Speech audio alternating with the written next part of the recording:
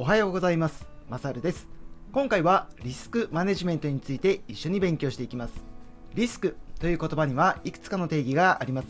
経営管理手法としては、リスクという言葉は投機的リスク、純粋リスクに分けられ、投機リスクの場合は利益、損失、両方が発生する可能性があります。しかし今回勉強するのは情報セキュリティとしてのリスクです。情報セキュリティにおいてリスクは組織が被害を被る可能性のことを表しており、損失を与えるものです。リスクを適切に管理して、そのリスクによる損失を最小限に抑えることが求められます。今回はリスクマネジメントを勉強して、リスクをどのように管理していくのか勉強していきましょう。それでは始めます。まずは今回の問題にチャレンジしてください。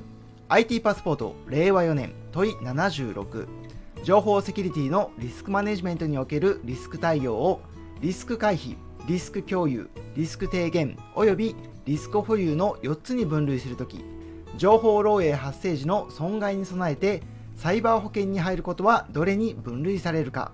あ、い、う、え、どれが正解でしょうか。ゆっくり考えたい方はここで動画を止めて考えてみてください。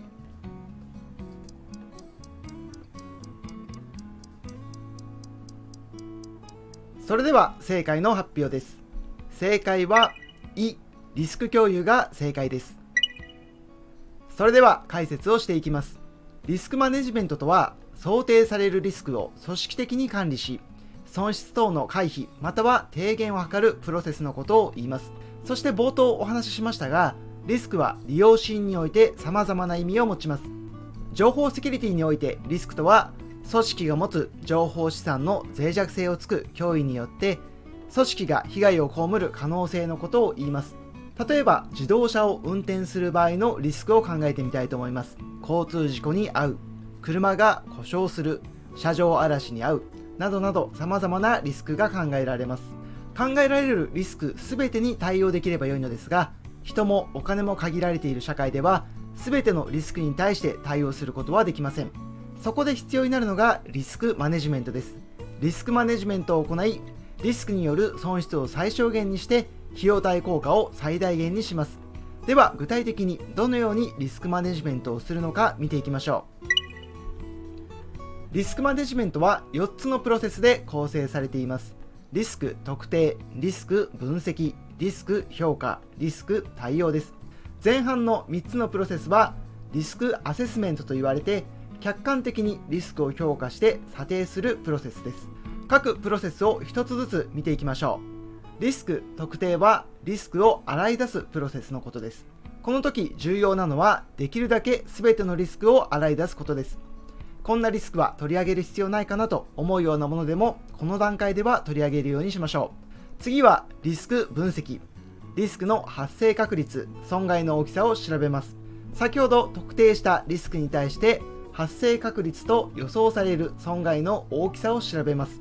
ちなみにここに書いているリスクの発生確率と損害額は根拠のない一例なので、あくまでも参考としてご覧ください。各リスクの発生確率、損害の大きさを調べたら、リスクの大きさを算出することができます。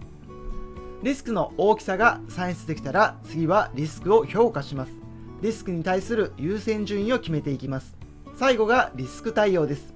例えば車上荒らしに対するリスクが大きく、優先対応する場合は車にドライブレコーダーをつけておくとか、振動検知センサーによってサイレンが鳴る仕組みにするとか、管理された駐車場を契約するなどが対応策として挙げられます。このようにリスクマネジメントは4つのプロセスを通じてリスクを管理し、損失を最小限にします。では次にリスク対応における4つのリスク対応策についてお話しします。リスク対応は大きく4つの対応策に分かれます。まずリスク回避。こちらはリスクを伴う活動をやめることでリスクを取り除く対応策です。自動車の運転の場合、リスクがあるから自動車を運転しない。これがリスク回避です。リスクを取り除くということはできますが、リスクを取り除くということは得られるリターンも放棄することになるので注意が必要です。次はリスク低減。こちらはリスクを発生する確率を下げる対応策です。例えば運転の上手い人に運転してもらうことで事故の可能性を下げる。車を定期的にメンテナンスすることで車が故障する確率を下げる。これらがリスク低減になります。次はリスク移転。こちらはリスクを他社に移転する対応策です。例えば自動車保険に入るなどがリスク移転に挙げられます。最後がリスク需要。リスク評価によってリスクが小さい場合はリスクを受容します。つまり何も対応しないということです。例えば車を運転している途中に隕石が落ちてきて怪我をするというリスクは考えられますが、それを気にして車の運転をやめるという人は少ないと思います。隕石で怪我をしてしまうというリスクを受容しているということですね。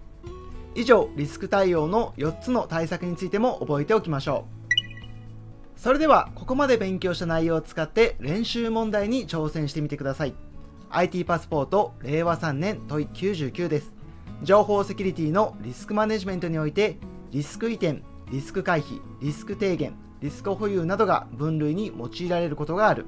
これらに関する記述として適切なものはどれか。あ、い、う、え、どれが正解でしょうか。これもゆっくり考えてみたい方はここで動画を止めて考えてみてください。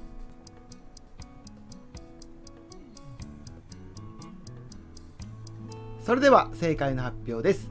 正解はあ、リスク対応においてリスクへの対応策を分類したものであり、リスクの顕在化に備えて保険をかけることはリスク移転に分類される。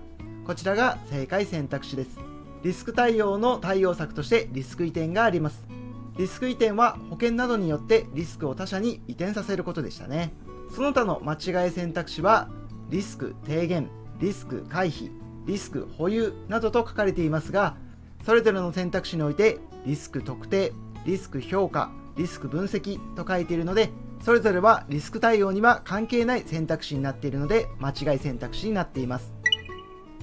それでは最後に復習をしておきましょう。 IT パスポート令和4年問い76、情報セキュリティのリスクマネジメントにおけるリスク対応をリスク回避、リスク共有、リスク低減およびリスク保有の4つに分類するとき、情報漏洩発生時の損害に備えてサイバー保険に入ることはどれに分類されるか。正解はリスク共有です。リスクマネジメントというのは想定されるリスクを組織的に管理し、損失等の回避または低減を図るプロセスのことを言います。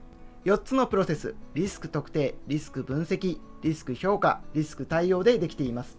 最初の3つのプロセスのことをリスクアセスメントということも覚えておきましょう。さらにリスクの対応策についても勉強しました。リスク回避、リスク低減、リスク移転、リスク需要、それぞれどのような対策なのかも覚えておくようにしましょう。それでは今回はリスクマネジメントについて一緒に勉強しました。今回も最後までご視聴いただきありがとうございました。これからも IT パスポートを通してもっと IT を好きになってもらえるような動画を頑張って作っていきます。2023年中にチャンネル登録者数5万人を目指して頑張っています。もしよろしければチャンネル登録、グッドボタンを押して応援していただけるととても嬉しいです。それではまた次回の動画でお会いしましょう。